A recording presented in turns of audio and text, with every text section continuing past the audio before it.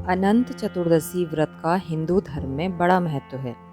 इसे अनंत चौदस के नाम से भी जाना जाता है। इस व्रत में भगवान विष्णु के अनंत रूप की पूजा होती है। भादों के महीने में शुक्ल पक्ष की चतुर्दशी को अनंत चतुर्दशी कहा जाता है।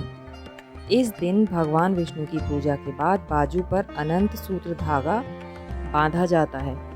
अनंत सूत्र कपास और रेशम से बने होते हैं और इनमें 14 गांठें होती हैं। अनंत चतुर्दशी के दिन गणेश विसर्जन भी किया जाता है, इसलिए इस पर्व का महत्व और भी बढ़ जाता है।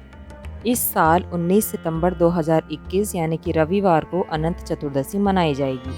पूजन का मुहूर्त सुबह 6:07 से शाम के 7:30 तक रहेगा, यानी कि 23 घंटे 22 मिनट तक पूजन की अवधि रहेगी। अग्नि पुराण में अनंत चतुर्दशी व्रत के महत्व का वर्णन मिलता है। इस दिन भगवान विष्णु के अनंत रूप की पूजा करने का विधान है। यह पूजा दोपहर के वक्त की जाती है। व्रत के पूजन के लिए प्रातःकाल स्नान के बाद व्रत का संकल्प लें और पूजा स्थल पर कलश की स्थापना करें।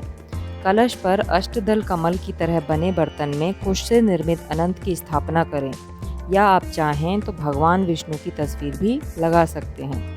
इसके बाद एक धागे को कुमकुम, केसर और हल्दी से रंगकर अनंत सूत्र तैयार करें। इसमें 14 गांठें लगी होनी चाहिए। इसे भगवान विष्णु की तस्वीर के सामने रखें।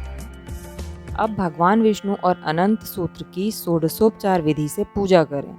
पूजन के बाद अनंत सूत्र को बाजू में बांध लें। पुरुष अनंत सूत्र को दाएं हाथ में और महिलाएं बाएं हाथ में बांधें। इसके बाद ब्राह्मण को भोजन कराएं और सब परिवार प्रसाद ग्रहण करें।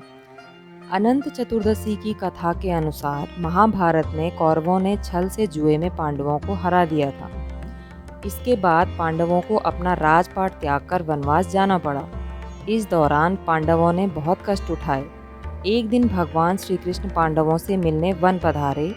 भगवान श्री कृष्ण को देखकर युधिष्ठिर ने कहा कि हे मधुसूदन, हमें इस पीड़ा से निकलने का और दोबारा राजपाट प्राप्त करने का उपाय बताइए।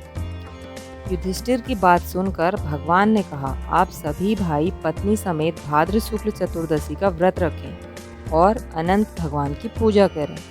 इस पर युधिष्ठिर ने पूछा कि अनंत भगवान कौन हैं? इनके बारे में हमें बताएं।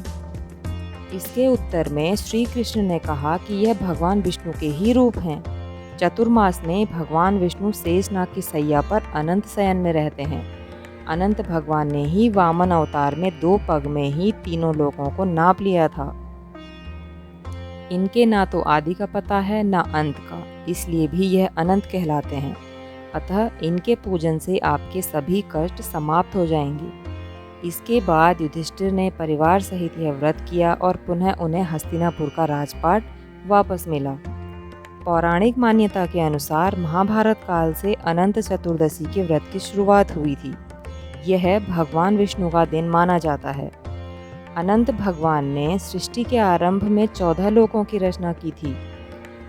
तल, अतल, वितल, सुतल, तलातल, रसातल, पाताल, भू, भुव, स्वः, जन, तप, सत्य और मह।